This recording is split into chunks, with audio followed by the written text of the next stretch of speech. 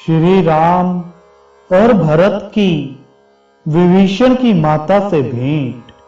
पुलस्त जी कहते हैं, चौथे दिन जब श्री रामचंद्र जी राजसभा में विराजमान थे, राजमाता कैकसी ने विभीषण से कहा, बेटा, मैं भी अपनी बहुओं के साथ चलकर श्री रामचंद्र जी का दर्शन करूंगी, तुम उन्हें सूचना दे दो।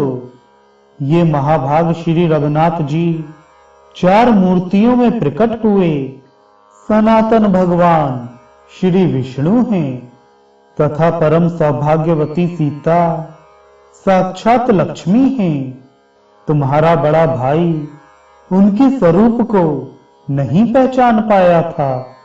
तुम्हारे पिता ने देवताओं के सामने पहले ही कह दिया था कि भगवान श्री विष्णु रघुकुल में राजा दशरथ के पुत्र रूप से अवतार लेंगे। वे ही दशग्रीव रावण का विनाश करेंगे। विभीषण बोले, मां, तुम श्री रघुनाथ जी के समीप अवश्य जाओ, मैं पहले जाकर उन्हें सूचना देता हूं। यूं कहकर विभीषण जहां श्री रामचंद्र जी थे वहां गए और भगवान का दर्शन करने के लिए आए हुए सब लोगों को विदा करके उन्होंने सभा भवन को सर्वथा एकांत बना दिया। फिर श्री राम के सम्मुख खड़े होकर इस प्रकार कहा, महाराज, मेरा निवेदन सुनिए। रावण को, कुंभकर्ण को तथा मुझको जन्म देने वाली मेरी माता कैकसी आपके चरणों का दर्शन चाहती हैं। आप कृपा करके उसे दर्शन दें। श्री राम ने कहा, राक्षस राज, तुम्हारी माता मेरी भी माता ही हैं। मैं माता का दर्शन करने की इच्छा से स्वयं ही उनके पास चलूंगा। तुम शीघ्र मेरे आगे आगे चलो। ऐसा कहकर वे सिंहासन से उठे और चल पड़े।